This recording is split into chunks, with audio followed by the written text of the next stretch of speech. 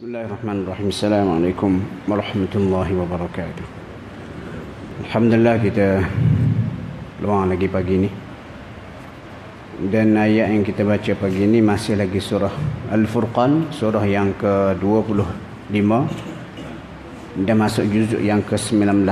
Dan ayat ini kita baca daripada ayat yang ke-33 sampai 44. Dan ada beberapa isu. Satunya berkaitan dengan Al-Quran sendiri sebagai dipanggil kitab tafsir. Biasa kita dengar kita kata mengaji tafsir Al-Quran. Jadi soalan dia tafsir Al-Quran ni datang daripada mana? Dan ulama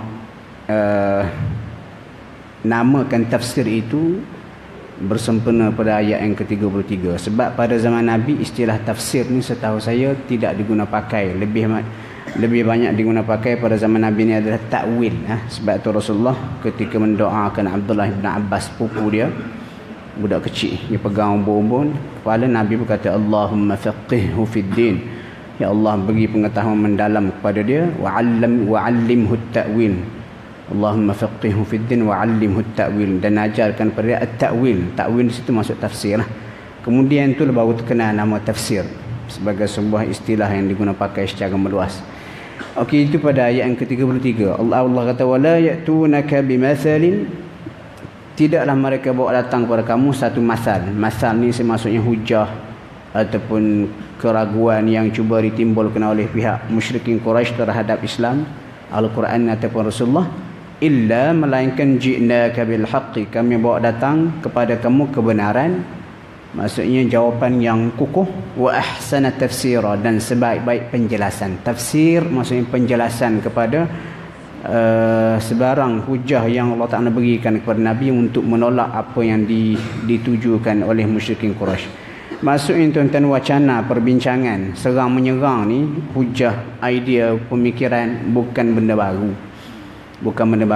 Benda ni dah berlaku pada zaman Nabi lagi. Kalau kita baca ayat Al-Quran, kita akan lihat bagaimana Nabi ni sering kali berhadapan dengan hujah-hujah auta yang diberikan oleh pihak musyrikin Quraisy. Dan kadang-kadang musyrikin Quraisy ni ketika dia nak serang Islam secara kita kata ideologi ataupun pemikiran, mereka juga mendapat bantuan luar. Contoh dalam surah Al-An'am,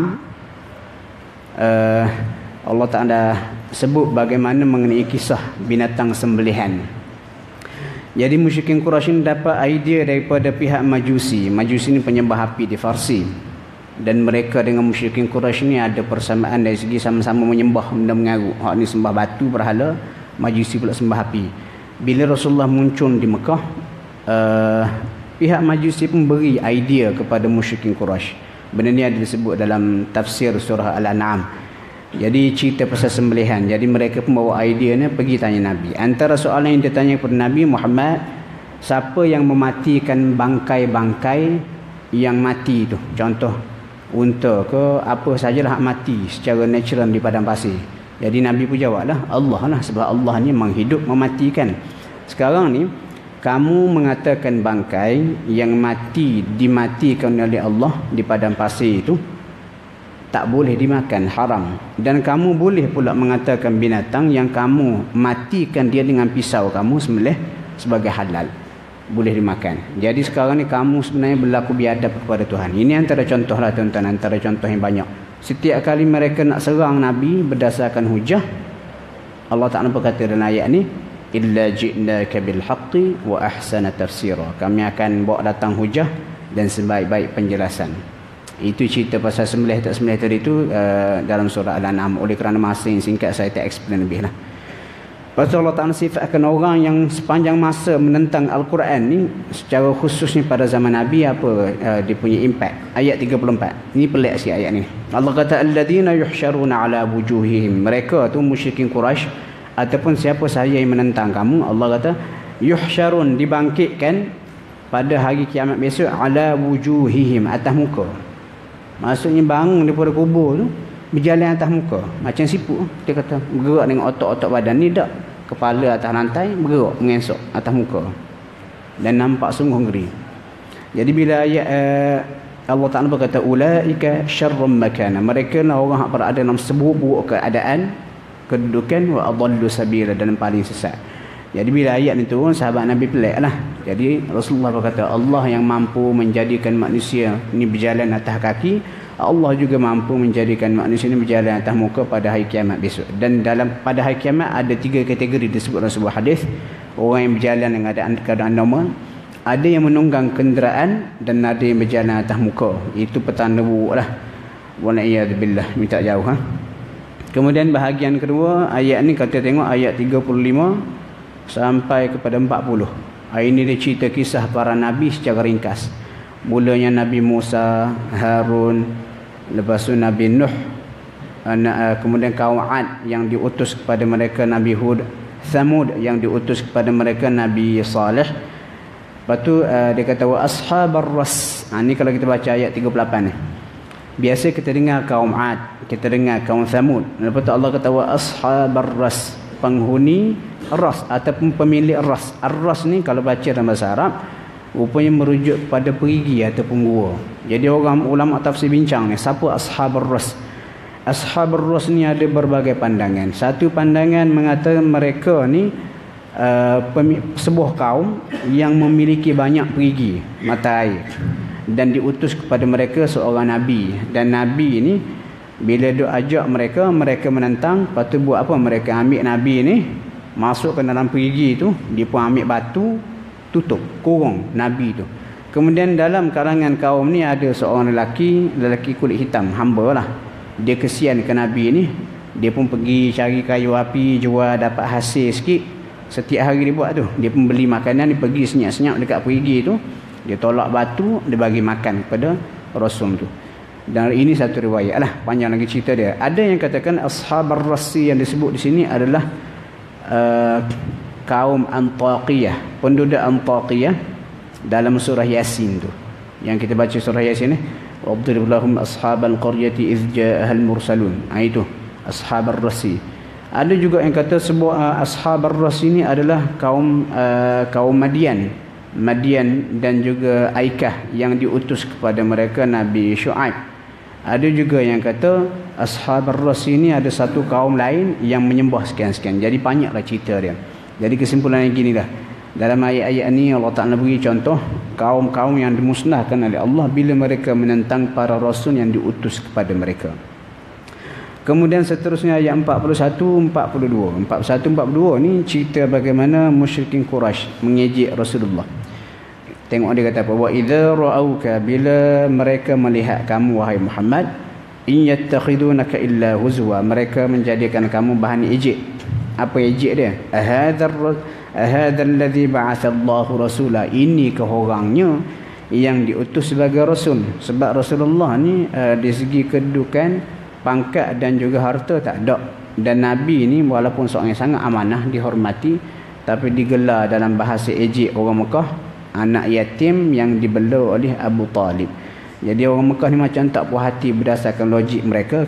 Kenapa lelaki ni nak dihantar oleh Allah sebagai rasul, sedangkan pemilihan sebagai rasul ni ada kriteria tertentu yang Allah sahaja mengetahui, disebut dalam banyak ayat. Jadi mereka tengok Nabi, dia pun ejek. Dia kata, oh ini ke orangnya yang diutus sebagai Nabi. Kenapa? Itu penilaian mata mereka hak sempit. Dan kita pun kalau boleh jangan ikut perang mengejek ni. Kenapa mengejek ni? Kalau tengok dalam ayat ni dan juga ayat-ayat lain, bukanlah bahasa orang yang beriman. Itu adalah bahasa orang yang fasik ataupun munafik dan sebagainya.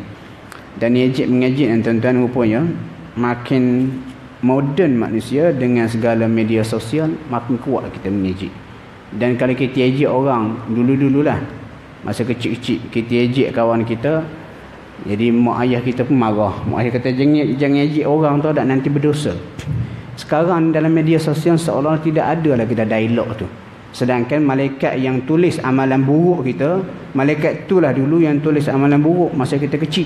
Dan malaikat itulah juga yang tulis amalan buruk ketika kita dewasa. Dan mengejek ni berlaku secara berleluasa dalam media sosial. Jadi kalau berlaku dalam WhatsApp group tuan-tuan, ejek sana ejek sini, keluar satu gambar, ejek, senda, jangan ingat benda tu tak ada dosa. Benda tu ada dosa. Dr. Amdal Basit dia pernah sekali tegur. Dia pun masukkan satu ayat dalam surah Qaf, surah Qaf. Allah kata ma yalfidhu min qawlin illa ladaihi raqibun atid. Tidak terlepas satu perkataan pun daripada kamu, dan perkataan itu sama ada perkataan lisan atau perkataan yang kita tulis dengan tangan kita ni, melainkan dari raqib. Raqib atid yang menulis amalan tu. Lepas tu Dr. Basit pun masuk dalam grup tu.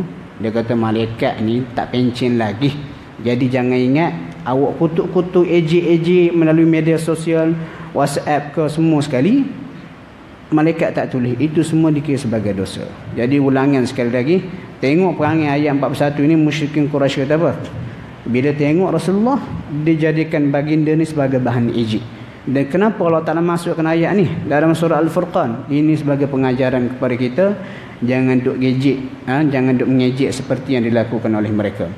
Tetapi tuan-tuan, ayat 42, walaupun mereka mengejek Rasulullah, hak cantiknya mereka mengakui Rasulullah ni memang somebody yang telah memberi pengaruh. Dia kata in kada, hampir sahaja, la yudhilluna an alihatina, dia ni menyesatkan kami, memesongkan kami daripada Tuhan-Tuhan kami.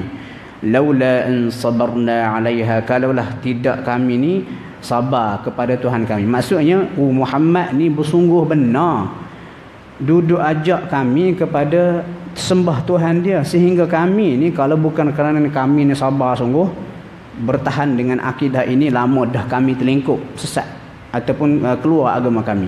Ini satu pengiktirafan sebenarnya. Kalau baca dalam tafsir ayat ni, ulama tafsir kata apa?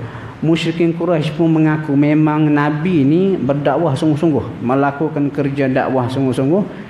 Tiap-tiap hari jumpa ada je Nabi cerita-cerita benda baru, dan ramai yang dah, kita katakan ini bahasa mereka lah, dah terpesong ikut Muhammad, keluar pada agama kami ni, murtad pada agama berhala ni. Dia sebut murtad, tapi sebenarnya itulah betulnya. Dia kata kalau kami tak sabarlah, lama dah kami tinggal agama ni. Jadi nak cerita Nabi buat kerja sungguh-sungguh. Dan kerja dakwah ni tuan-tuan kena luaskan skop dia. Jangan ingat ajak orang datang seorang masjid saja dakwah. Kadang-kadang akhlak kita itu pun antara contoh dakwah. Orang tengok kita ni baik, soleh, suka tolong orang, orang suka berkawan, kita pun ajaklah kepada Islam. Dakwah ni luas, jangan disempitkan. Dan yang terakhir sekali ayat 43 44, ini Allah Taala sebut bahaya orang yang mempertuhankan nafsu. Allah kata araita, tahu, terangkan kepada aku, man ittakhadha ilahahu hawa, jenis manusia yang mengambil hawa nafsu dia sebagai Tuhan. Maksud nafsu nak apa buat belaka. Afa anta takuna alaihi wakila, adakah kamu ni bertanggungjawab atas akidah ataupun iman mereka? Maksudnya Nabi kerja dia menyampaikan sahaja, tapi kalau ada pokok ni tetap juga nak ikut hawa nafsu, walaupun selepas diajak, itu di luar tanggungjawab kamu wahai Muhammad. Tapi disebut di sini mempertuhankan hawa nafsu. Dalam ayat lain Allah Ta'ala sebut, dia kata walau ittaba'al haqqu ahwa'ahum lafasadatis samawati wal ard, kalau sekiranya kebenaran itu terpaksa ikut hawa nafsu manusia, ramai ni agama kata begini, nafsu dia kata begini, dia buat dulu, dia pun ambil dalil-dalil agama untuk menyokong hujah dia. Ini bahaya. Allah kata kalau sekiranya hawa nafsu terpaksa, agama kebenaran terpaksa ikut hawa nafsu mereka, sudah pasti musnah alam semesta. Dan Allah Ta'ala sifatkan mereka sebagai binatang. Ayat 44, Allah kata am tahsabu, adakah kamu ingat, kamu sangka, anna aktsarahum yasma'una aw ya'qilun, kebanyakan mereka itu mendengar dan juga berfikir, inhum illa kal an'am, sebenarnya mereka hak ikut hawa nafsu, tak nak ikut agama. Nabi Allah kata seperti binatang. Bal adallu sabila, bahkan lebih teruk pada binatang, sebab binatang memang tak ada akal. Jadi tiba-tiba manusia ni menolak agama, ikut nafsu dia, ikut dan tak ada batasan nafsu ni. Nabi kata, Allah kata dalam ayat ni, mereka ni sebenarnya tidak mendengar, tidak berfikir, seperti binatang, bahkan lebih teruk lagi pada binatang. Oleh itu tuan-tuan, kita ni kena ikut agama, sebab kalau tak ada agama, kita ni jadi lebih teruk pada binatang. Dan binatang pun kalau tengok kita perangai huduh manusia yang tak ikut agama, kalau binatang ni boleh istighfar, dia istighfar lah, mereka kata astaghfirullah, teruk sungguh manusia. Aku kalau buat benda tak elok ni, iyalah aku ni kambing, lembu. Tapi manusia ni patutnya kena ada kemuliaan akal, dibimbing oleh agama. Kira tuan-tuan setakat tu dulu, dan insya-Allah untuk akan datang kita akan baca ayat muka surat berikutnya. Dan isu dia pun menarik juga, cerita mengenai apa, bagaimana matahari menjadi petunjuk kepada waktu solat. Itu kita akan bincanglah minggu depan. Minggu depan puasa dah. Okeylah. Allahu a'lam. Assalamualaikum warahmatullahi wabarakatuh. Alhamdulillah kita diberikan kesempatan untuk berada pada 1 Ramadan, dan seperti biasa kita sambung lagi rutin kita pada setiap hari Minggu di surau ni, iaitu tazkirah pendek surah yang dibacakan dalam solat subuh tadi. Ini yang saya biasa buat dan alhamdulillah kita mula aktiviti kita ni daripada Ramadan tahun lepas. Lepas Ramadan tahun lepas, ingat lagi saya mula daripada juzuk yang ke-15 ataupun surah Al-Isra. Setiap hujung minggu satu muka surat bersama dengan huraian tafsir ringkas dalam 15 minit lebih kurang. Sehingga hari ni dah masuk juzuk yang ke-19. Maksudnya kalau kita istiqamah buat macam ni, kita boleh habiskan sebanyak 4 juzuk setahun. Dan pagi ni kita sambung lagi hak kita baca hujung minggu lepas. Hari ni surah Al-Furqan, surah yang ke-25, juzuk 19 ayat 45 sampai 55. Dan ayat hari ni Allah Ta'ala sebut ada 5 perkara. 5 perkara ataupun 5 tanda-tanda kekuasaan Allah yang kadang-kadang kita terlepas pandang. Yang pertama bayang. Bayang-bayang. Kalau kita duduk tengah panas, kita nak duduk tempat teduh, dan bagaimana bayang itu bergerak. Yang kedua siang malam. Yang ketiga fungsi angin. Yang keempat lautan. 2 lautan. Maksud air masin dengan air tawar tidak bercampur di kuala sungai. Dan yang terakhir sekali air mani yang menjadi punca kejadian kita. Okey, kita tengok yang pertama sekali Allah Ta'ala sebut ayat 45 ni. Dia kata alam tara ila rabbika kaifa madda dhilla. Tidakkah kamu perhati kepada kuasa Tuhanmu bagaimana dia memanjangkan bayang. Walau syaa jalla ja'alahu sakina. Kalau dia nak, dia boleh jadikan bayang tu statik satu keadaan. Tetapi Allah Ta'ala ni Tuhan yang Maha Pemurah. Dengan pergerakan matahari dijadikan bayang ni ada masa dia pendek, ada masa dia panjang dan sebagainya. Dan kita pun kalau diberi pilihan, kalau sekiranya kita di dunia tidak ada bayang, kita akan menghadapi masalah. Kenapa panas saja. Jadi bila Allah Ta'ala buat bayang dengan pergerakan matahari, kita dapat nikmat bayang tu sendiri. Dan selain pada tu, bayang ni juga digunakan pada zaman dahulu lah, sebelum ada kalender waktu solat ni, digunakan sebagai petanda kepada waktu solat. Contohnya bila matahari dah tegak atas kepala, kemudian bayang tu mula tergelincir, itu menandakan masuknya waktu zuhur. Kemudian kalau sekiranya bayang tu dah sekali ganda daripada objek, contoh kita pacak tengah-tengah padang sebatang kita kata kayu, bila kayu ataupun bayang tu dah melebihi kayu tu, itu petanda masuk waktu asar. Itu bagi mazhab yang 3 lah. Adapun mazhab Hanafi, kenapa kalau kita pergi masjid India, dia orang ni solat asar lewat sikit? Sebab dalam mazhab Hanafi berdasarkan nas ataupun kajian ijtihad mereka, bayang tu kena jadi 2 kali ganda daripada objek tu baru dikira sebagai masuk waktu asar. Kemudian Allah Ta'ala cerita juga nikmat siang malam. Bagaimana malam ni sesuai untuk kita tidur, siang sesuai untuk bekerja. Kemudian yang ketiga Allah Ta'ala sebut mengenai angin. Antara fungsi angin ni membawa hujan ataupun awan. Dan bila hujan turun, Allah Ta'ala sebut di sini, dia kata wa anzalna minas sama'i ma'an tahura. Dan kami turunkan daripada langit air yang suci. Maksudnya air daripada langit, air hujan tu kalau kita tadah, terus boleh digunakan untuk berwuduk, bersuci dan sebagainya.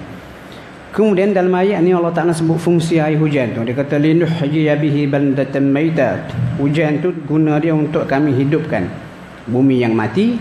Wa nusqiyahu, dan kami beri minum mimma khalaqna, daripada makhluk yang kami cipta, an'ama, binatang ternak, wa anasiyya kathira, dan juga manusia yang banyak. Jadi dalam perbincangan tafsir, ulama tafsir tanya, kenapa dalam ayat ni Allah Ta'ala sebut hujan tu kami bagi minum kepada binatang ternak dan manusia? Kenapa tak disebut manusia baru binatang ternak? Sebab dia dikaitkan dengan isu hujan. Allah Ta'ala kata hujan turun daripada langit, untuk diberi minum binatang ternak dan juga manusia. Kenapa binatang ternak ni dia tidak ada akal seperti manusia, jadi mereka ni betul-betul mengharapkan hujan yang fresh daripada langit untuk minum. Adapun manusia, kenapa diletak di belakang selepas ayat ni? Sebab manusia ni minum juga air, tetapi kalau tak ada air hujan, manusia ni diberikan akal oleh Allah Ta'ala, boleh buat macam-macam. Contohnya buat perigi ke, boring air ke dan sebagainya, buat empangan untuk mereka mencari air. Sebab tu desakan untuk mendapat air fresh daripada langit sejurus hujan tu turun lebih, kita kata lebih utama kepada binatang berbanding manusia. Kemudian Allah Ta'ala sebut lagi, walaqad sarrafnahu, dan sesungguhnya kami ulang hujan itu bainahum, dalam kalangan manusia. Maksud hujan tu berulang kali turun daripada dulu sampai sekarang. Liyadzakkaru, supaya manusia ambil pelajaran. Fa aba aktsarun nas illa kufura, tapi ramai manusia yang engkar lalu mereka menjadi kufur. Ayat ni ada satu tafsiran lagi yang sarrafnah, tak apa, kita ambil satu tafsiran sahaja. Okey, cerita manusia menjadi kufur kerana hujan dalam sebuah peristiwa. Kalau tak silap saya, dalam peristiwa Hudaibiyah, ketika Rasulullah nak pergi buat umrah ke Mekah tahun ke-6 Hijrah, dihalang oleh musyrikin Quraisy di Hudaibiyah. Kemudian Rasulullah pun solat subuh di situ, dan pagi itu hujan turun. Kemudian selepas hujan turun tu, Rasulullah habis solat subuh, Rasulullah pun pusing kepada para sahabat dia. Rasulullah berkata, kamu tahu ke tidak apa yang Allah Ta'ala sebut? Nabi sahabat berkata, Allahu wa rasuluhu a'lam, Allah dan juga Rasulnya lebih mengetahui. Lepas tu kata yang Rasulullah, Allah berfirman, ada hambaku yang bangun pagi kufur kepadaku, dan ada yang bangun pagi beriman kepadaku. Jadi apa hak beriman tu? Orang yang beriman kepadaku adalah orang yang mengatakan Allah menurunkan hujan. Adapun orang yang kufur kepadaku, Nabi kata, Allah SWT sebut tu, orang yang mengatakan kami dapat hujan kerana bintang sekian dan juga sekian. Sebab apa tuan-tuan? Dia cerita gini, orang Arab jahiliah ni mereka tidak mempunyai ilmu, dan cara untuk mereka mengenal pasti dah masuk musim hujan, musim panas, musim sejuk dan sebagainya berdasarkan bintang di langit. Itu berdasarkan pengalaman lah. Contoh, bila nampak ada certain bintang tu muncul di langit, oh kita dah masuk musim hujan. Biasa kalau bintang ni muncul, itu tanda kita dah nak dapat hujan. Itu cara orang Arab jahiliah lah, dengan ilmu mereka yang terbatas. Kalau sekiranya kita tengok bintang menandakan dah masuk musim-musim tertentu, itu tidak menjadi masalah. Itu dikira sebagai astronomi, ilmu kaji bintang. Tetapi yang menjadi masalah kalau sekiranya keluar bintang tu di langit, orang-orang Arab jahiliah ni pun percaya kita akan dapat hujan sebab apa? Sebab bintang ataupun dewa hujan, Tuhan hujan sudah muncul di langit. Orang yang beranggapan begitu, Allah Ta'ala sebut hukum dia kafir. Sebab apa? Dia beranggapan bintang tu yang berkuasa memberi hujan. Tetapi ini beza di antara astronomi dan juga astrologi. Astrologi ni macam kepercayaan bintang, macam budak-budak muda lah buka dalam majalah, ini Libra ni hari ni sekian. Hari ni pula Capricorn ataupun Scorpio ataupun Cancer, begini sifat-sifat dia. Sebenarnya kita kata itu dipanggil astrologi, dan hukumnya dalam Islam adalah haram, sebab dia meletakkan kuasa penentuan takdir nasib kita berdasarkan bintang-bintang, sedangkan bintang-bintang tu semuanya adalah makhluk Allah. Jadi kalau kita jumpa orang-orang kita ataupun anak-anak kita yang percaya kepada bintang-bintang ni, kena tegur sebab apa? Allah Ta'ala sebut itu antara perkara yang boleh membawa kepada kufur. Dan seterusnya Allah Ta'ala sebut juga yang keempat, dia kata kuasa Allah membezakan di antara laut masin dan juga air masin dan juga air tawar. Ini kita boleh tengok di mana? Biasanya di kuala sungai lah. Maksud air tawar daripada sungai, bila pergi ke laut dia beransur-ansur hilang, akhirnya menjadi masin.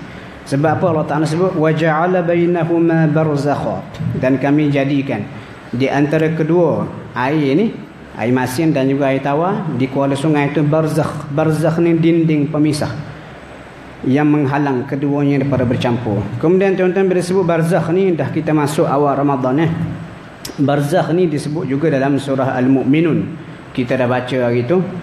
Barzakh ni kalau secara literalnya dinding pemisah. Dan selepas manusia mati, kita ni berada di alam barzakh, disebut dalam surah Al-Mu'minun ayat 99-100. Maksud barzakh di situ adalah satu tempat antara dunia dan juga akhirat. Bila manusia mati, dia akan berpindah ke alam barzakh. Dan barzakh itu masuk di dinding pemisah antara dunia dan juga akhirat.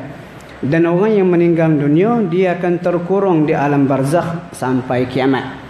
Adapun bulan Ramadan ni masuk mesej lah. Semalam masuk, hari ni pun masuk, ikut WhatsApp, Facebook dan sebagainya yang mengatakan pada bulan Ramadan ruh-ruh ni dikumpulkan di Lauh Mahfuz dan ruh orang yang beriman dibenarkan balik ke dunia. Itu karut.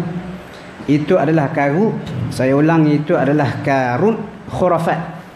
Kenapa Allah Ta'ala sebut dalam Quran, dalam surah Mu'minun itu dan juga dalam hadis lain, bagaimana ruh orang mati mereka akan berada di alam barzakh sampai kiamat dan mereka tidak boleh pulang sama sekali ke dunia. Jadi kalau ada orang sebar lagi benda tu masuk Ramadan ni, tuan-tuan minta tegur lah, benda tu tak betul. Dan yang terakhir sekali Allah Ta'ala sebut, yang kelima, kuasa dia yang kadang-kadang kita terlepas pandang adalah air mani. Dia kata wa huwallazi khalaqa minal ma'i bashara, dan dia mencipta, Allah yang mencipta manusia daripada air mani. Air mani satu ya. Kemudian berikutan air mani itu faja'alahu nasaban wa sihra, maka Allah Ta'ala jadikan pada air mani itu kita ni hidup bernasab, maksudnya ada keturunan, wa sihra. Allahu wabarakatuh. Allahu wabarakatuh. Alhamdulillah kita diberikan kesempatan lagi pagi ni untuk bersama dan kita sambung surah Al-Furqan yang kita bacakan sebelum ni. Dan pagi ni surah Al-Furqan yang kita baca saya ambil daripada ayat yang ke-56 sampai ayat yang ke-67. Ada banyak isu yang boleh disentuh. Pertama sekali peranan Rasulullah sebagai pembawa khabar gembira bagi yang mengikuti mematuhi arahan Allah. Dan Nabi juga berfungsi ataupun berperanan membawa khabar ancaman bagi orang yang menentang perintah Allah. Dan Nabi ini disebut dalam ayat ini tidak minta upah atas dakwahnya ni, ayat yang ke-57. Walaupun begitu, kalau sekiranya ada siapa-siapa dalam kalangan umat Nabi Muhammad bermula dengan para sahabat yang nak sumbangkan hartanya pada jalan Allah, itu tidak menjadi masalah. Maksudnya kalau Nabi terima duit pada zaman Rasulullah, terima apa sahaja sumbangan para sahabat, itu bukan untuk baginda ambil untuk dikumpulkan kekayaan, tak. Itu adalah untuk disampaikan pada jalan Allah. Sebab tu tuan-tuan, banyak sekali dalam Islam ni syariat yang ditentukan oleh Allah Ta'ala yang menunjukkan Nabi ni memang tidak boleh mengambil peluang atas agama. Contohnya Rasulullah tidak boleh menerima sedekah, ahli keluarga Rasulullah juga tidak boleh menerima zakat, dan apa yang ditinggalkan oleh Rasulullah, harta pusaka baginda menjadi milik umat Islam, jadi sedekah, tak boleh difaraidkan. Dan bila baca isu-isu begini, contohnya rumah Rasulullah sallallahu alaihi wasallam selepas baginda wafat sebenarnya menjadi milik umat Islam, milik negara, tetapi oleh kerana ummul mukminin, para isteri Nabi masih lagi hidup, khalifah selepas Rasulullah tidak mengambil rumah-rumah baginda ni, rumah isteri baginda. Dan selepas isteri baginda wafat, contohnya rumah Aisyah radhiyallahu anha sekarang ni jadi raudhah dan sebagainya, dan digunakan untuk pembesaran masjid dan sebagainya. Nak cerita Nabi tidak ada kepentingan atas agama ni. Dan pada ayat 58 juga Allah Ta'ala mengarahkan kita supaya berserah, bertawakal kepada dia, sebab dia ni adalah Tuhan yang Al-Hayyul Ladzi la Yamut, Tuhan yang hidup dan tidak mati. Kenapa disebut Tuhan yang hidup tidak mati? Sebab biasanya di dunia ni makhluk yang hidup akan sampai masa dia mati. Sebab tu ada sebuah doa yang Nabi bacakan. Nabi kata a'udzu bi'izzatillah alladzi la yamut an tudillani wal jinnu wal insu yamutun, atau kama qala, lebih kurang gitulah bunyi dia. Aku berlindung dengan keagungan Allah yang tiada Tuhan melainkan dia yang tidak mati, sedangkan manusia dan juga jin adalah makhluk yang mati. Lepas tu ada orang yang terlibat dengan kita kata ruqyah Islamiyah ni, rawatan, kalau rawatan kena sihir jin dan sebagainya. Dia katakan itu tadi doa yang saya baca tadi tu antara doa yang kita bacakan Kalau kita rasa gerun ataupun takut kepada jin ataupun orang Melayu panggil hantu lah, lalu satu tempat rasa macam gerun, rasa macam takut, konon-konon yang tempat tu keras, ada jin yang selalu mengacau manusia, bacakan doa tadi, menguatkan kembali kita. Makhluk-makhluk selain pada Allah ni mati belaka. Dan disebut juga dalam ayat ni ayat yang ke-59, selepas Allah Ta'ala cerita segala sifat dia, Allah Ta'ala pun beri ringkasan kepada sifat dia Ar-Rahman. Allah ni Maha Pemurah.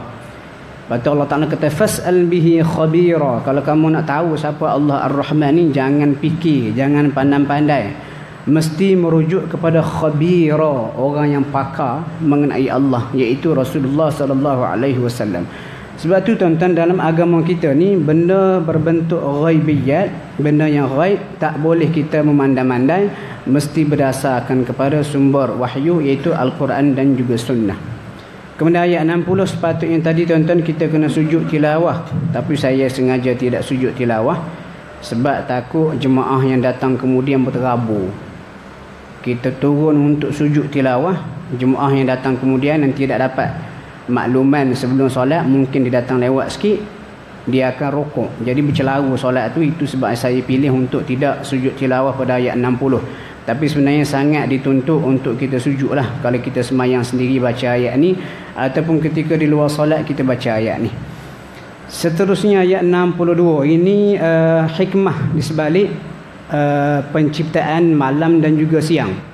Dan ayat 62 ni istimewa sebab apa? Diturunkan dalam sebuah riwayat kerana Sayyidina Umar radhiyallahu anhu. Umar ni selalu qiyamul lail, mengisi malamnya dengan ibadat. Lepas tu satu hari Umar terlepas qiyamul lail, mungkin kerana terlalu letih, Allah pun turunkan ayat 62 ini dalam satu riwayat lah. Allah turunkan ayat kedua ni memberi peluang kepada umat Nabi Muhammad untuk menggantikan ibadat yang dia terlepas pada waktu malam ataupun siang. Tengok Allah kata apa? Allah kata wa huwallazi, dan dia Allah yang ja'alal laila wan nahara khilfah, yang menjadikan malam dan juga siang khilfah, maksudnya berganti-ganti, continuously. Apa tujuan dia? Dia kata liman arada an yadhakkara, bagi orang yang nak ambil pelajaran. Maksudnya ini sudut saintifik, tengok ke langit, bulan, matahari, bila berlaku siang malam secara berterusan, orang kaji punya kaji boleh keluar berbagai-bagai, kita kata ilmu baru seperti ilmu falak, boleh tahu waktu solat dan sebagainya. Ataupun arada syukura, bagi orang yang nak bersyukur. Dan kesimpulannya ayat ni menceritakan bagaimana siang malam ini perlu kita isi dengan ibadat, dan sesiapa yang terlepas ibadat malamnya dia boleh ganti dalam ibadat siang yang sunat lah. Dan pernah disebut dalam sebuah riwayat lain, Sayyidina Umar radhiyallahu anhu ketika beliau bangun pagi, dia sembahyang duha panjang sikit. Jadi orang tanya kenapa, dia kata malam tadi aku terlepas qiyamul lail, dan begitulah seterusnya. Dan ada juga sebuah hadis disandarkan ataupun digandingkan dengan ayat ni. Allah Ta'ala, Nabi sebut Allah Ta'ala ni menghulurkan rahmat dia pada waktu malam untuk menerima taubat orang yang buat dosa pada waktu siang, dan Allah juga menghulurkan rahmat dia pada waktu siang untuk menerima taubat orang yang melakukan dosa pada waktu malam. Jadi kita ambil peluang lah, tambahan kita sekarang berada pada bulan Ramadan ni.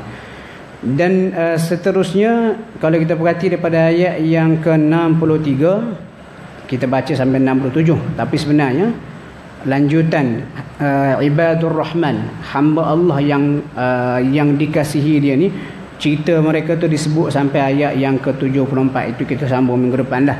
Tapi dalam pagi ni yang kita baca ada beberapa sifat hamba Allah yang perlu kita contohi dan juga miliki. Allah sebut wa ibadur rahman, dan hamba Allah yang Maha Pemurah. Tuan-tuan, kalau kita baca Al-Quran, kalau digunakan perkataan ibad, dia abdun, seorang hamba. Ibad plural, itu maksudnya hamba-hamba. Ada satu lagi penggunaan dalam Al-Quran dipanggil abid, wa ma rabbuka bidhallamin lil abid, dan Tuhanmu tidak menzalimi hamba. Apa beza plural pada ibad dan plural pada abid? Dan apa yang difahami oleh para ulama tafsir, kalau Allah pakai abid itu hamba-hamba yang derhaka, tetapi kalau Allah pakai ibad, hamba-hamba yang dikasihinya. Jadi penggunaan perkataan itu pun dah menggambarkan betapa kalau kita buat benda-benda yang disebut ni, kita akan dikasihi oleh Allah. Yang pertama dia kata yamshuna 'alal ardi hauna, berjalan atas muka bumi dalam keadaan rendah diri, bukan berjalan lembek, berjalan dalam rendah diri. Yang kedua idza khatabahumun jahiluna qalu salama, bila orang yang jahil bercakap dengan dia dengan cara yang kasar, qalu salama, mereka menjawab dengan keadaan yang baik. Maksudnya hamba Allah yang dikasihi dia adalah hamba yang bijak. Bijak macam mana? Tidak sombong. Lepas tu kalau orang jahil, orang bodoh menyapa dia ataupun buat bodoh dengan dia, dia tak layan balik dengan kebodohan. Sebaliknya dia tak layan orang jahil. Sebab kalau dilayan orang yang bodoh ni, kita pun turut jadi bodoh. Allah sayang ke kita, Allah tak mahu kita ni kelihatan bodoh. Kemudian yang ketiga ayat 64, orang yang qiyamul lail. Saya ringkaskan ya. Walladzina yabituna li rabbihim sujjadan wa qiyama, orang yang menghidupkan solat malam. Kita berada pada bulan Ramadan ni alhamdulillah, mula daripada lepas maghrib sampai ke subuh itu dia qiyam lah tu. Kemudian seterusnya hamba Allah yang dikasihi ini juga orang yang sentiasa berdoa supaya dijauhkan azab neraka. Walladzina yaqulun, orang yang berkata rabbana asrif 'anna 'adab jahannam, Tuhan hindarkan kami daripada azab neraka jahannam, sebab azab neraka jahannam ni teruk. Dan yang terakhir sekali untuk pagi ni ayat yang ke-67, Allah Ta'ala cerita lagi hamba Allah yang pemurah, yang dikasihinya ni orang yang bijak dalam berbelanja. Molek benar dah ni, bulan puasa, besok dekat dengan raya ni, boleh test ni bulan Ramadan ni pergi bazar Ramadan. Kita pergi bazar Ramadan ataupun bazir Ramadan. Tengok Allah kata walladzin, dan orang yang ni Allah Ta'ala sayang ni. Kalau kita boleh buat ni bagus ni. Saya boleh buat, tuan-tuan boleh buat, sangat bagus. Kena dengan mu Ramadan ni. Walladzina idza anfaqu, dan orang yang bila mereka anfaqu berbelanja ataupun menafkahkan sesuatu, lam yusrifu, mereka tidak berlebih, walam yaqturu, tidak juga kedekut, bakhil. Maksudnya dalam bulan Ramadan kalau kita nak bersedekah jangan lebih sangat sehingga kita punya pun tak ada, ataupun walam yaqturu, tidak juga kita kata terlalu kedekut sehingga tak bagi langsung. Sifat hamba Allah yang pemurah, dia kata wa kana bayna dzalika qawama, mereka berada di antara kedua. Lepas tu tuan-tuan bila kita bincang mengenai Islam, dia katakan Islam ni wasati. Wasati ni ada kata moderate. Sebenarnya kata moderate sederhana ni kurang tepat. Hak lagi tepat kita kata wasati ni adil ataupun berada tengah-tengah antara dua ekstrim. Kalau tengok ayat ni, ekstrim pertama terlalu boros, ekstrim yang kedua terlalu kedekut. Jadi kita duduk tengah-tengah. Maksudnya ada masa kita belanja mengikut keperluan dan ada masa kita tidak berbelanja mengikut keperluan. Dan banyak lagi lah tuan-tuan sifat-sifat hamba Allah yang maha pemurah. InsyaAllah kita sambung pada Sabtu depan. Seperti biasa macam ni, mudah-mudahan sedikit perkongsian pada pagi ni dapat memberi manfaat kepada kita semua dan mendorong kita untuk terus baca dan juga faham Al-Quran. Allahu a'lam. Assalamualaikum warahmatullahi wabarakatuh. Alhamdulillah, pagi ni kita diberikan kesempatan lagi oleh Allah untuk bersama, dan seperti biasa hujung minggu kita baca tafsir ringkas untuk setiap muka surat ayat yang kita baca. Dan kita minggu lepas kita dah berhenti sampai surah Al-Furqan ayat 67. Hari ni sambung 68 surah Al-Furqan, juzuk 19. Kalau tuan-tuan ada telefon boleh cari, boleh cek. Surah yang ke-25, juzuk yang ke-19, surah Al-Furqan ayat 68 sampai 77. Dan hari ni kesudahan sifat-sifat orang hamba Allah yang dia sayang. Dia ada sambungan tu. Kalau kira sebenarnya daripada ayat 63 lagi disenaraikan senarai hamba Allah yang dia sayang. Antara contohnya rendah diri, lepas tu tidak melayan kebodohan orang yang jahil, lepas tu qiyamul lail, lepas tu berdoa agar dijauhkan daripada azab neraka, dan orang yang adil dalam berbelanja, tidak boros dan juga tidak terlampau kedekut. Kemudian hari ini kita sambung lagi sifat mereka, ayat 68. Allah kata walladzina la yad'una ma'allah ilahan akhar, walladzina la yad'una ma'allah ilahan akhar, orang yang tidak menyembah bersama Allah Tuhan-Tuhan yang lain. Maksud tidak mensyirikkan Allah. Cuma dalam konteks orang Melayu ni, kita tak adalah sembah berhala. Macam musyrikin Quraisy, tetapi tanpa sedar ada juga perangai setengah orang kita yang seakan menyembah berhala, iaitu percaya kepada tangkal, azimat dan sebagainya. Kenapa percaya kepada benda tu boleh memberi kesan dan juga akibat? Lebih kurang sama lah tu. Sedangkan Allah lah satu-satu Tuhan pemegang kuasa mutlak alam semesta ni. Dan saya suka cerita bila sebut tidak menyekutukan Allah dengan sesuatu apa pun. Contoh yang dapat dilihat pada Sayyidina Umar radhiyallahu anhu ketika beliau tawaf di Kaabah sampai depan Hajarul Aswad. Dia kata apa? Dia kata, "Hei batu, aku tahu muni batu tidak boleh memberi manfaat ataupun mudarat. Kalaulah bukan kerana Rasulullah mencium kamu, aku tak akan cium kamu sebab muni batu." Itu antara contoh tauhid yang sangat tinggi daripada Sayyidina Umar. Bayangkan orang kita, katakanlah orang kita setengah tu, dia pergi kucup Hajarul Aswad, tiba-tiba dia dapat serpih sedikit batu Hajarul Aswad tu, dia bawa balik Malaysia, sudah pasti Hajarul Aswad yang dia dapat serpih tu dia akan jadikan tangkal azimat, mungkin dia akan jual. Ini beza. Jadi Hajarul Aswad makhluk.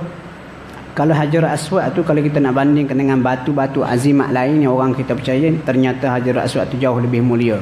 Tetapi Sayyidina Umar yang dididik oleh Rasulullah dengan tauhid sebegitu tak buat kerja lagu tu. Jadi kita kena betulkan tauhid kita, jangan percaya tangkal azimat ni.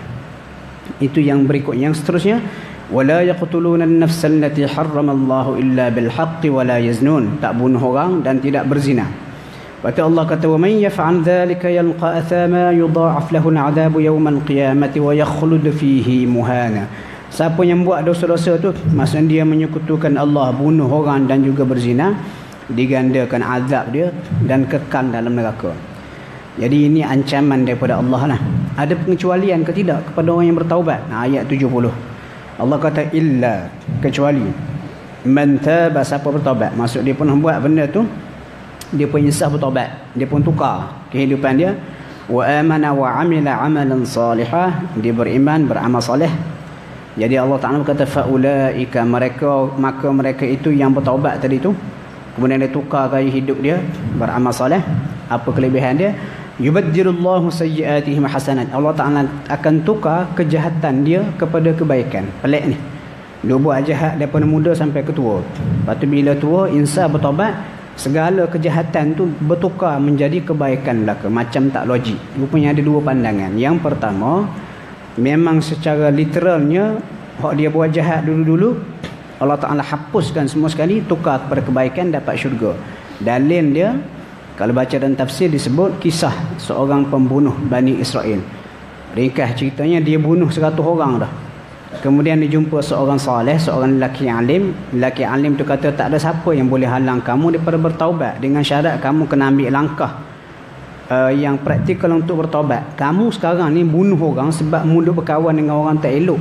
Jadi sekarang kamu kena keluar daripada negeri kamu, hijrah ke negeri lain ataupun tempat sekian, sebab apa, tempat tu ada ramai orang soleh, pergi ke situ. Dia pun nak bertaubat ni, ambil langkah berjalan sampai tengah-tengah jalan, mati tengah jalan. Kemudian malaikat azab dan juga malaikat rahmat berebut nak ambil, kita kata ruh dia ni. Ringkas cerita, setelah diukur jaraknya dekat dengan negeri, kita kata orang soleh. Oleh kerana itu Allah Ta'ala pun ampunkan dosa dia. Lepas tu taubat dia tu dikira sebagai amal soleh dia dan dia dimasukkan ke dalam syurga. Itu satu tafsiran lah. Maksud Allah Ta'ala tukar segala kejahatan jadi kebaikan.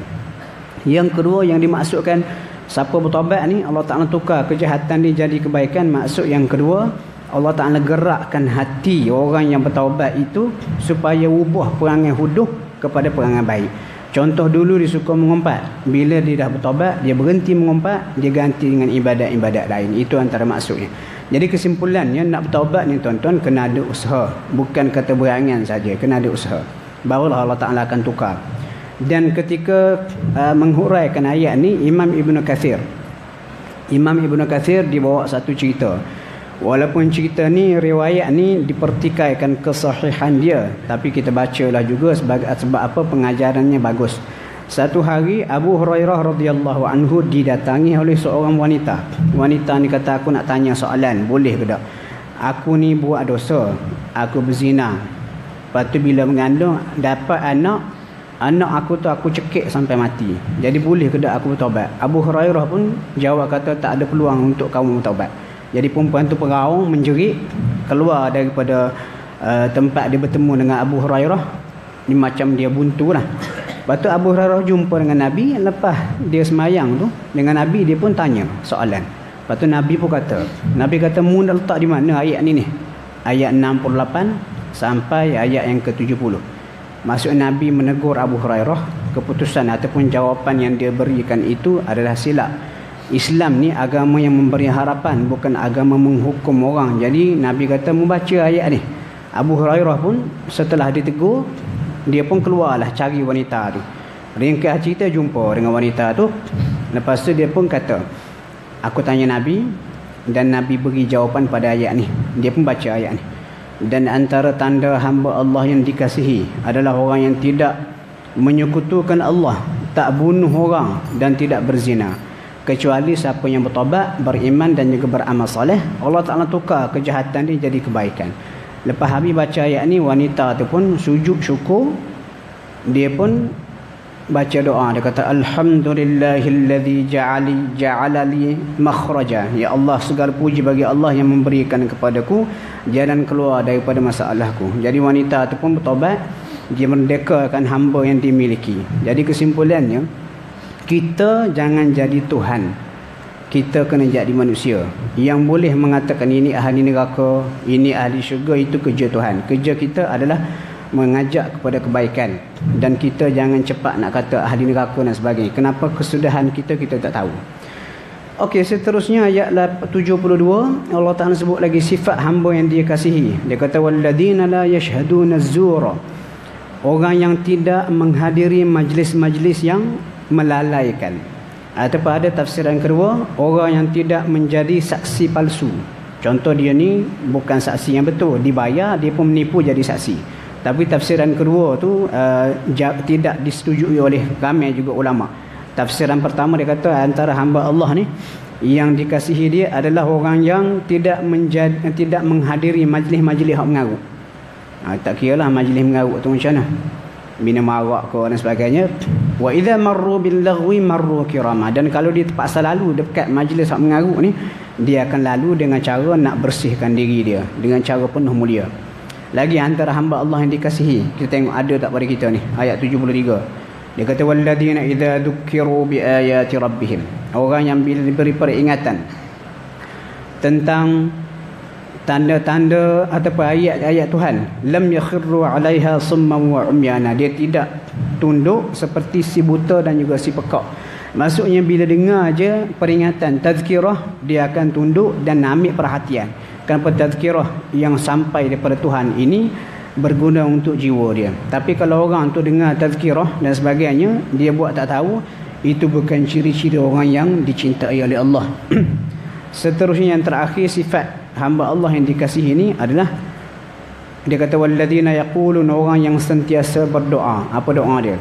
Kita biasa baca ni, Rabbana hab lana, Tuhan anugerahkan kepada kami, min azwajina, daripada pasangan kami, isteri kami, wa dzurriyyatina, jaga zuriat keturunan kami, qurrata a'yun, yang menjadi penyejuk mata, penenang jiwa, waj'alna, dan jadikan kami, Allah kata, lil muttaqina imama, pemimpin kepada orang yang bertakwa. Dan ini juga doa yang sangat bagus untuk dibaca. Rupanya kalau kita baca doa ni bersama kita praktik apa yang dituntut oleh doa ni, kita ni termasuk dalam golongan hamba Allah yang dikasihi. Macam mana? Dia kata Tuhan anugerahkan kepada kami isteri-isteri dan juga zuriat keturunan yang menjadi penyejuk mata. Maksud penyejuk mata ni, orang Melayu kata sejuk perut ataupun tenang jiwa. Ada anak, ada isteri yang saleh dan juga salihah. Yang maksudnya kita bila berkahwin, kita sama-sama didik isteri kita. Katakanlah isteri kita ni mungkin ada kekurangan-kekurangan, kita didik isteri kita. Anak kita pun kita didik supaya jadi orang yang saleh, bawa berjemaah ke surau masjid, datang majlis ilmu dan sebagainya. Lepas tu kita berdoa supaya isteri dan juga anak-anak yang kita didik itu menjadi penyejuk mata, kemudiannya boleh bersatu kembali dengan isteri dan juga anak-anak ni dalam syurga besok. Jadi kesilapan orang kita dibaca doa ni tetapi tidak melaksanakan tuntutan doa ni, terutama sekali lelaki-lelaki lah ataupun ayah-ayah ni. Dia tidak ada masa khusus yang diperuntukkan untuk mendidik isteri ataupun anak-anak ni, datang majlis ilmu, melakukan menegur kesilapan dan sebagainya. Dan secara tak langsung kalau kita perhati ayat ni, seolah-olahnya Allah nak kita orang lelaki ni berada di depan isteri. Nak kita berada di depan isteri dari segi kesedaran, ilmu pengetahuan, amal soleh dan sebagainya. Sebab apa, macam mana kita nak didik isteri dan juga anak-anak kalau kita di belakang mereka lebih berilmu daripada kita.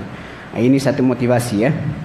Kemudian Allah kata waja'alna, dan jadikan kami, ni doa mereka juga ni, sebagai pemimpin kepada orang yang bertakwa. Ni hebat doa ni. Kenapa? Orang yang bertakwa ni orang yang berilmu, yang jaga hubungan dengan Allah.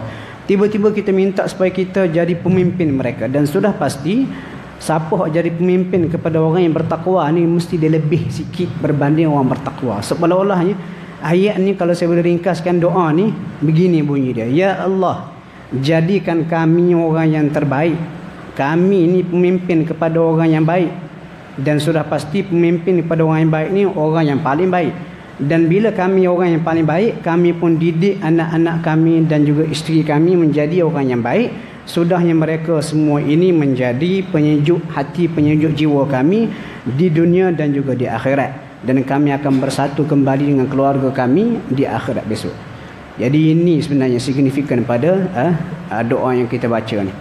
Cuma masa belajar dulu, ustaz saya, biasa kita budak tahfiz ni, jadi kita diatur lah, hari ni awak jadi imam. Sekali tu ada kawan jadi imam, lepas semayang dibaca doa ni.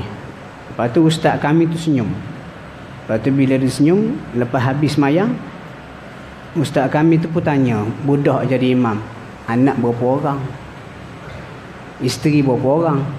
Sebab apa doa ni untuk orang yang ada isteri dan juga ada anak. Jadi awak sekarang ni bujang lagi, tak kahwin lagi, jadi macam tak berapa nak kena lah. Jadi kalau ada orang tanya kita macam tu, cara jawab dia macam mana? Memang saya tak kahwin lagi ustaz, tak ada anak lagi, tapi saya berdoa ni untuk masa akan datang supaya harapan saya besok ada anak, ada isteri, jadi macam tu. Itu cara jawab dia. Dan kesimpulan hujungnya Allah kata, siapa-siapa hamba Allah yang bersifat dengan semua sifat ni, ada berapa ni? 1, 2, 3, 4, 5, 6, 7, 8, 9, 10, 11. Siapa-siapa hamba Allah yang bersifat dengan 11 sifat ini, dia kata ulaika yujzauna al-ghurfata bima sabaru. Mereka ni diberi ganjaran syurga kerana kesabaran mereka. Kenapa disebut sabar? Sebab nak buat semua ni memang memerlukan kesabaran yang tinggi. Sebab tu sabar ni ada 3 dimensi sabar. Yang pertama, sabar ketika ditimpa musibah. Yang kedua, sabar meninggalkan larangan Allah. Memang buat jahat ni sedap. Sebab apa? Ada banyak ajinomoto yang dimasukkan oleh setan. Kita sabar, kita tinggalkan. Dan juga sabar untuk melakukan kebaikan. Memang susah nak datang berjemaah ke seorang masjid ni. Susah nak sembahyang tarawih, susah nak baca Quran, tapi kita sabar kerana Allah. Jadi kerana berkat kesabaran kita itu, Allah kata diberi syurga. Mudah-mudahan kita ni termasuk dalam golongan orang yang disebut oleh ayat-ayat ni. Dan dengan keberkatan Ramadan kita berdoalah supaya kita dapat seperti ini. Dan adab kita dengan Al-Quran, tuan-tuan, next time lain kali kita baca ayat-ayat macam ni, kita jangan lalu saja, tapi kita kena jadikan ayat ni sebagai doa. Bila kita baca, kita kata, oh hebatnya orang-orang ni, hamba Allah ni disebut ada sampai 11 ciri-ciri dia. Jangan baca saja, kita pun buat doa, ya Allah, bantu aku supaya aku dapat jadi seperti yang disebut oleh ayat ni. Mudah-mudahan dengan cara tu kita akan ada peningkatan dari segi iman kita. Allahu a'lam. Insya-Allah kita sambung besok. Besok kita akan masuk muka surat berikutnya, itu surah Asy-Syu'ara.